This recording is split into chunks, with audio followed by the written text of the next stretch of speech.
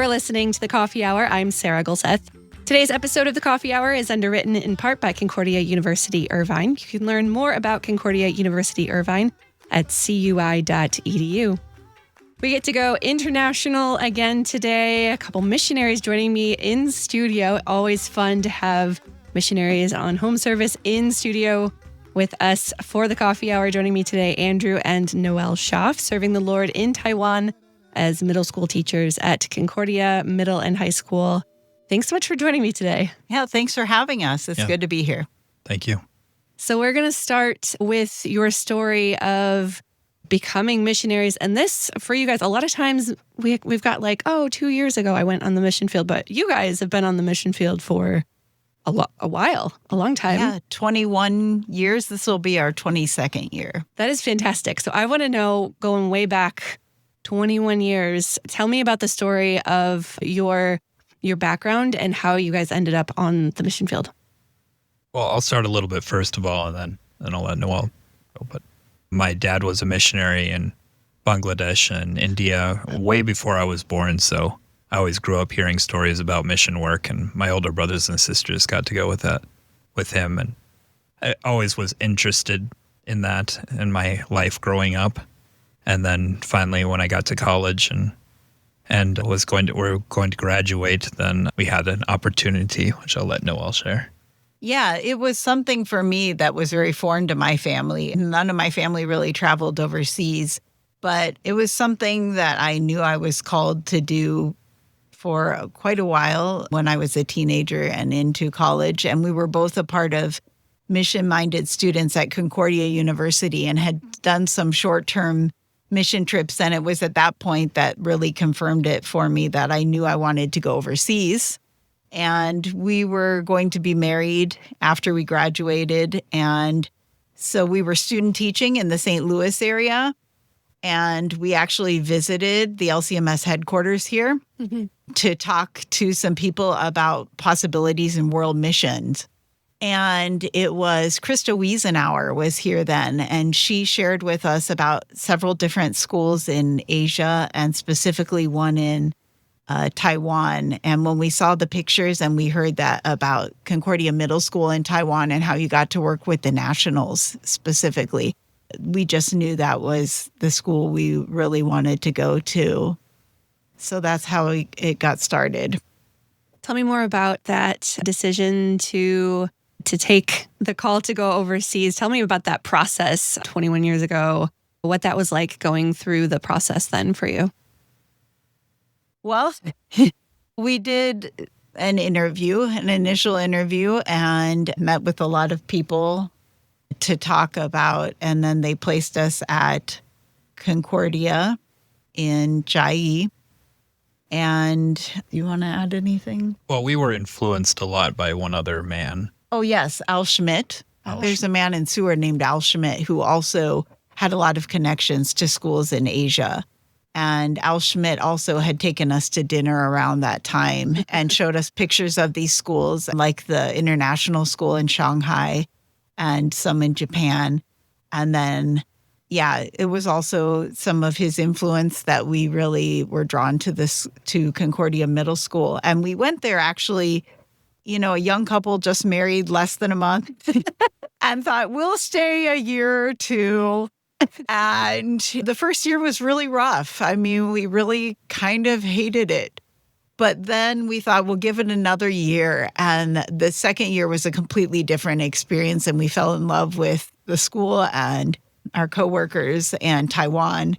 And that after that point, we were pretty much like, we're going to be here a while. So our first year when we moved over to Taiwan, it was just, this is what we're doing.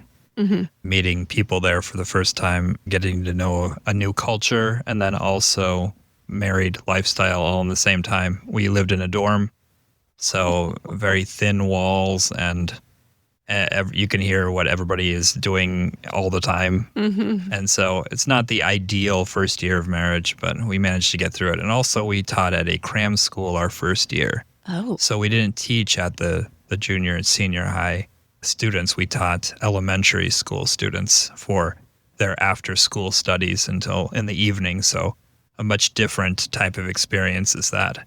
In our second year, then we were moved to the junior, senior high school, and we enjoyed that much more.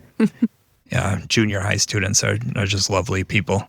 I mean, interesting people. Yeah. It does take, I think, a special person to love teaching junior high. That age group can be difficult, but you guys have been doing this for a long time. So I imagine you enjoy working with those kids. Oh, we love it. It's never boring.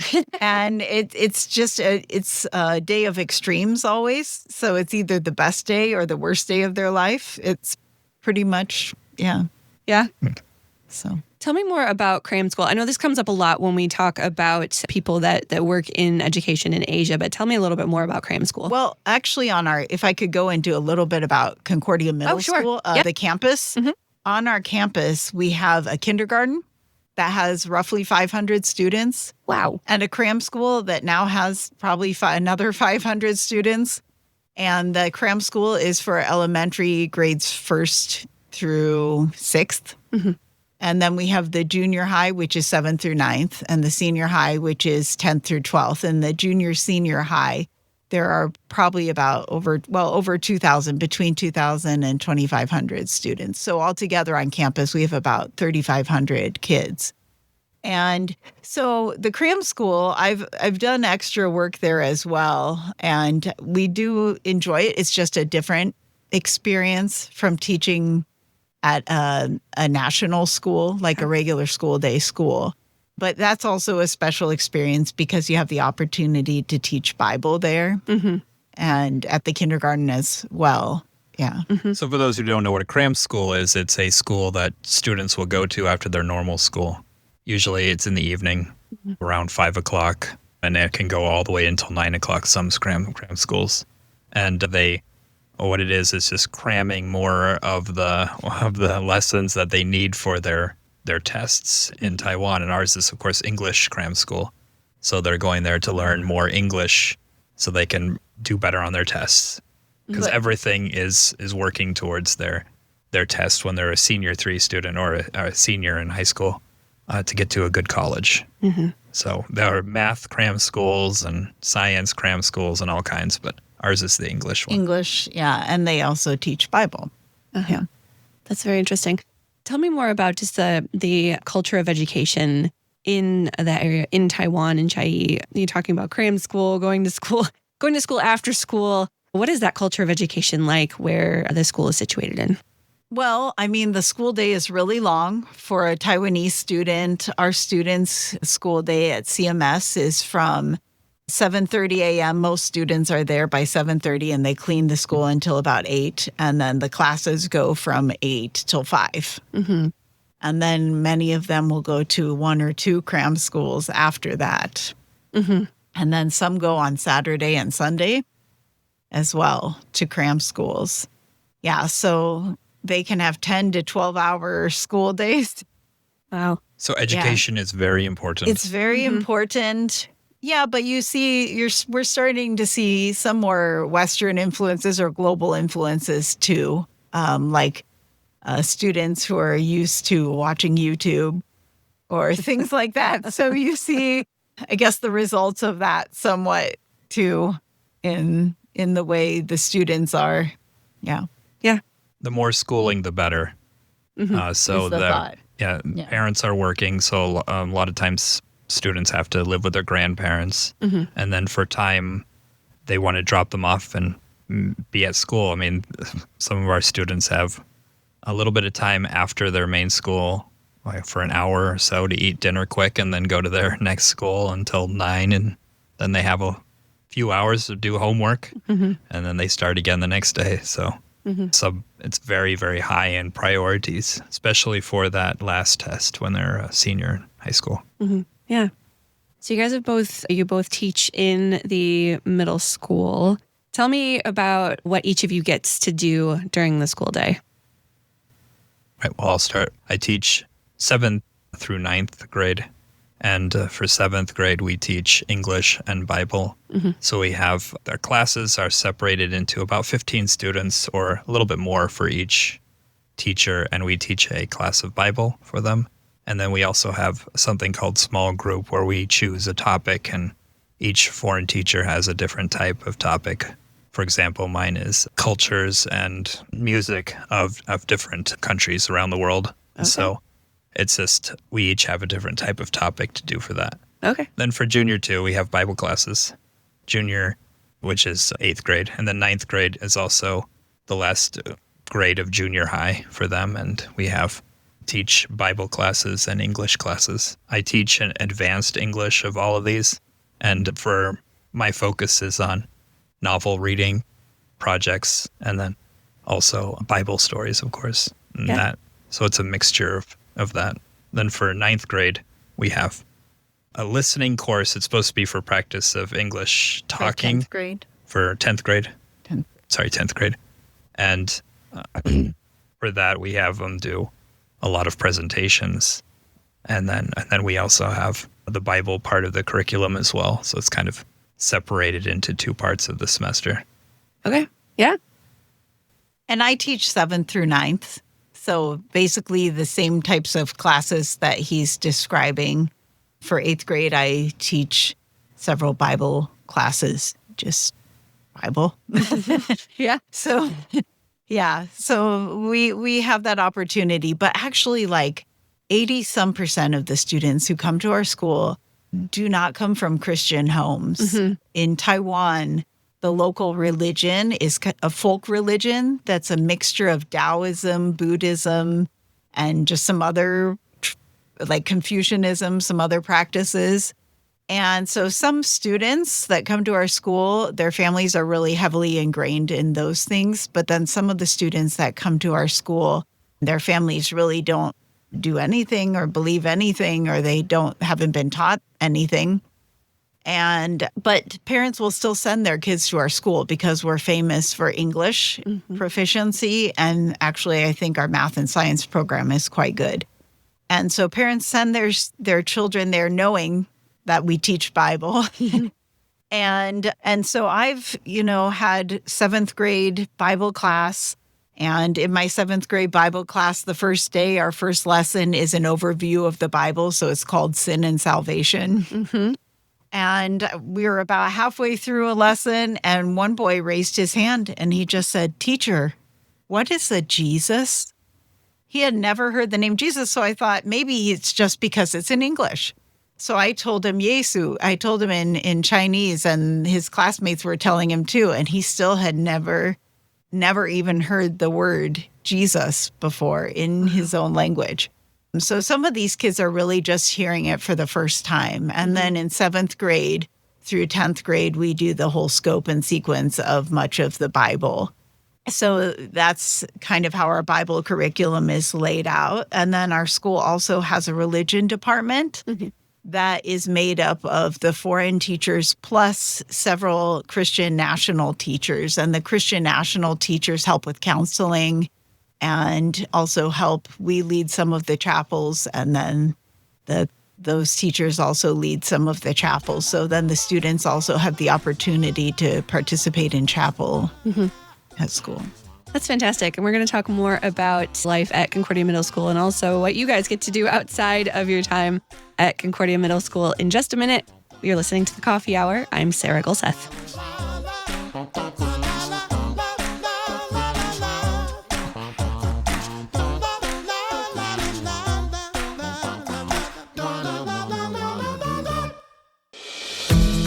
The Concordia University system is comprised of 5 universities of the Lutheran Church Missouri Synod. Located across the United States, the universities offer more than 160 undergraduate and 50 graduate programs and approach learning from a Lutheran context with the goal of developing Christian leaders for the church, community, and the world. Learn more about your Concordia University system at cus.edu. The Concordia University System. Education built on God's Word. cus.edu.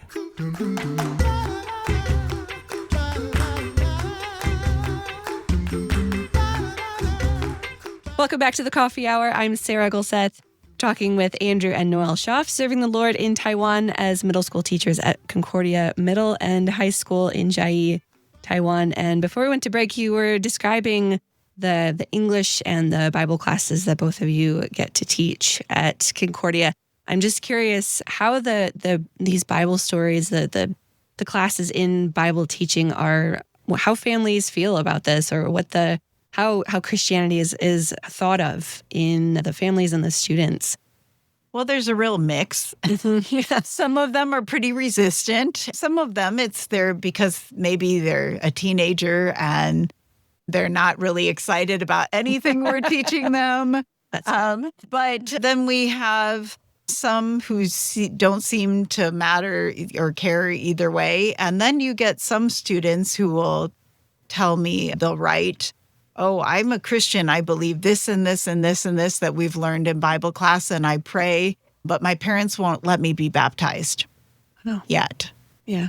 Yeah, so we have those who are kind of almost persecuted by their families. And then we also have students, like a student that I taught named Tracy, who I taught her class probably 15 years ago. And her class had a lot of wild boys in it. And I kind of felt like after every Bible class, I thought, oh, it'll be a miracle if anything got through to them, because it just felt like chaos. And then a few years back, Tracy came back to our school as a student teacher. And she was an English student teacher. And she came and told me, you know, Noel, the reason I wanted to be a teacher was because I loved your Bible class so much. And she's like, and then when I was in college, I started to think about what we had learned more. And I started to go to a church by my college and take baptism classes. And then I was baptized. And Tracy, she now goes to the Lutheran church next to our school. And now she's bringing her husband there. He's not yet a Christian, but he's been going with her as well. So, you know, you see, we've been there long enough now that we have seen some seeds that have been planted, you know, years ago that are now growing. Yeah. So. That's really incredible. Yeah. Tell me more about you get to teach, you said, music of cultures around the world. What is that like to teach that class? That's a class I would like to take. Well, I love different cultures and I love studying that. So I thought it would be fun to let students know. It teaches a little bit of geography because I have them find the country on a map and color it. And then I teach them what the capital is. And then I introduce the food and different sites that you can visit while you're there. And they learn about that by writing sentences and then talking, you know, kind of sharing what they have written on there and what they're learning. Then we listen to some music. So I try to research on what popular music is that also show some of the culture in the music video. And that's always an interesting time. We get some various responses to the music. And other times I'll find out students really like the music of you know, Sweden or an example, yeah. And they're like, can we listen to this?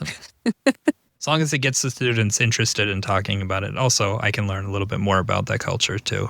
Yeah. Especially when it comes to other Asian cultures are very, very interested in that, like K-pop and J-pop. And those are some very big topics.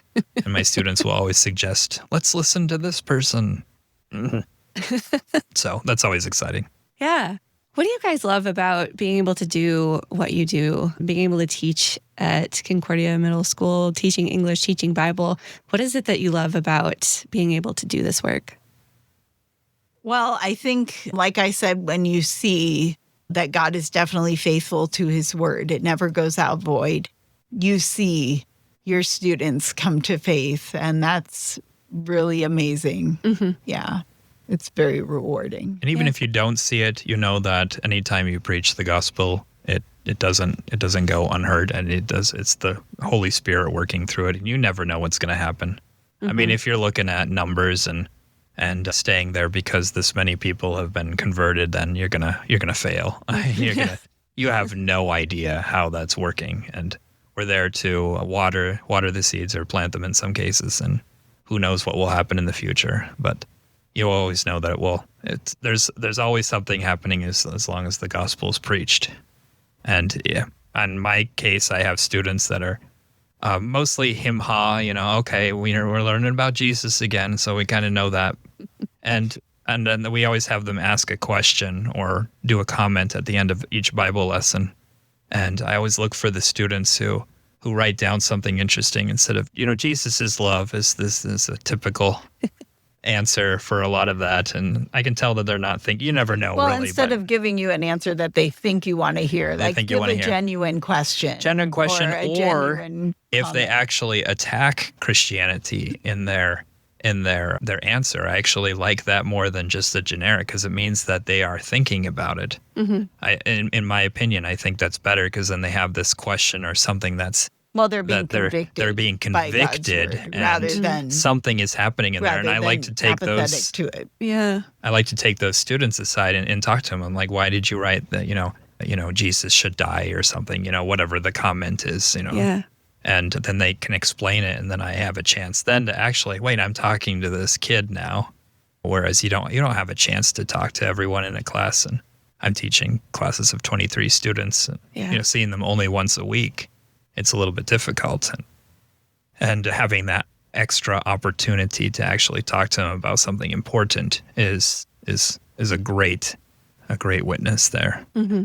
And also you can have a little bit of a better relationship. Even a negative relationship, I mean, it's something for them to think about, Mm-hmm. I like that. So for me, it's of course, the preaching of the gospel and having the students do that. It's also having the relationship. As a teacher with some classes, you can have a very good relationship with some of your students that you see multiple years, and you see how they grow and learn. And I think that's very important for sharing the gospel. Yeah. Absolutely. And I think also our school, the national teachers that are there, they're probably some of the lowest paid teachers in Taiwan with some of the most experience. And they work tirelessly because of their commitment to the mission of the school. Mm-hmm. So they're just wonderful to work with. Yeah. How have you grown over your time on the mission field as educators, as in your Christian vocations? How has this time on the mission field changed you? How have you seen yourselves grow into the vocations that God has given you? Well, you learn forgiveness, and you also learn result of sin quite easily when you're seeing it, especially in other cultures and in everywhere you go. And so it's teaching me patience. I've had to learn a lot of patience. Also, with driving in Asia. Anyway, and also you have to learn patience with that too. But that's another topic. So, I would say, patience and just growth of faith, because I think having to be patient requires faith. Mm-hmm. Having to be patient through a lot of things. We've been in Taiwan at times of just really hard times politically or with our physical health or, just other things like that. So I think just having faith that God will provide what we need and equip us with what we need, I think that's grown. Yeah. Tell me about your lives outside of Concordia. Tell me about the community you live in, the church you guys go to. How have you been plugged into that community in Chiayi? Well, we have a wonderful church. We're partnered with the CLC in Taiwan, and we've been part of a church, Salvation Lutheran Church in Chiayi, for all the years that we've been there. Mm-hmm. And we've seen that church grow, and then we've seen it wane quite a bit. And we've been there through so many positive things and also a lot of hard things. Satan attacks it quite a bit, but we're it's an important church. And we go to that each Sunday. Yeah, we worship there. Pastor Alex Wu, who is actually trained at the St. Louis Seminary, is a pastor there. He's Taiwanese. And so he works also with the synod there. And Andrew has worked teaching a English Bible class every Friday night. And actually all the foreign teachers have. I've taught some of the school-age students. But every Friday night at our church, we offer English Bible study for people from children through adults, varying English levels. And we also have pastor and his wife there to help if there's translation needed. And you've seen some women come, Andrew, for like 20, 21 years. The entire time you still have Close to it, like Yeah. 17, 18 years. Yeah, there have been people from even other churches in the community who have come, and then they brought their friend. We have a Mormon who's lady come that to has our Bible come for study 18 for years, and 18 she loves years. it. So Wow. Yes, and asks a lot of questions. And your recent topic was what Lutherans believe and how is it different from other denominations? Because we in the class there's a Presbyterian who comes faithfully, a Mormon who comes faithfully, and they some have a lot of questions. And then they will occasionally also worship with us or come to worship because they say, when they come to our church, they know they're going to hear the law and the gospel and they're going to hear Jesus preached. So then sometimes they will come to our church because they know that's what they're going to hear there. That's fantastic. So our church community is very nice. And then we also have other communities we spend time with. There's a local college nearby that they've asked for some teachers to teach a little class afterwards. So I've done that. After school. And I've done that for, engineering graduates. So nice. They're working on their master's or doctorate, depending. Mm-hmm. And so I've gone there and I have a different topic every other week. And I always do the holidays, so Christmas and Easter and then Halloween and a lot of other topics, and always end up getting on the topic of religion is a popular one, and I can talk to them about Jesus, and they know that I teach at a Christian school, so that's no problem. This is a non-Christian college. It's a public university. Yeah. And so I love that group of kids because they want to be there and learn English, and then they're also interested in that, and also politics. So that's another part. Well, they it's like always to fun ask recently. about that. Yeah. But you had a lot of students from that. The foreign teachers, we host a Thanksgiving meal for just people in the community, really, like co-teachers, school administration, people from our church, people from our friends' churches. So all kinds of people come. And we have to have it in the school cafeteria because it's too big to be in anybody's house. And this year we had a whole bunch of students from the Philippines and India come from Andrew's class, at the college. Yeah, they came. That's really fun. You got to have Thanksgiving. And we like to host in our home a lot also too. Friends or other missionaries' children we have over for holidays because we like to decorate our house a lot for the holidays. And we've also we have groups of students in Taiwan. You can have students come to your house for special occasions, like in groups. Mm-hmm. And so we have done that for holidays or things. So, yeah. That's really fun.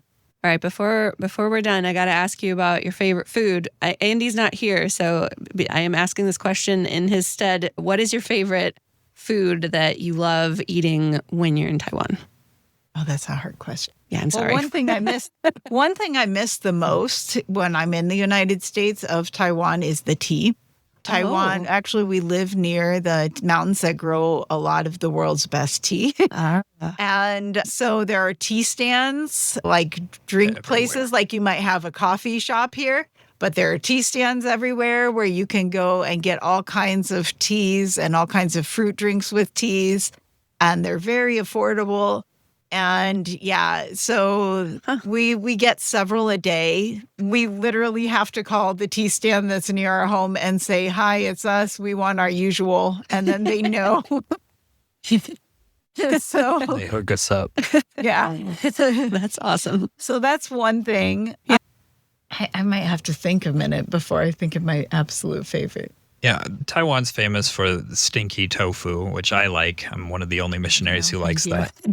But I love that stuff. And it's okay. It's not my favorite food, but I do like it a lot. Yeah. And a lot of Taiwan has dumplings and soups. So the ones that I actually look forward to is I always eat a Japanese food for lunch called onigiri, which is a triangle wrapped in nori, wrapped in seaweed. The dried seaweed and rice. Yeah, rice and seaweed. So I like that one a lot. And then I also like the traditional Chinese, family style food.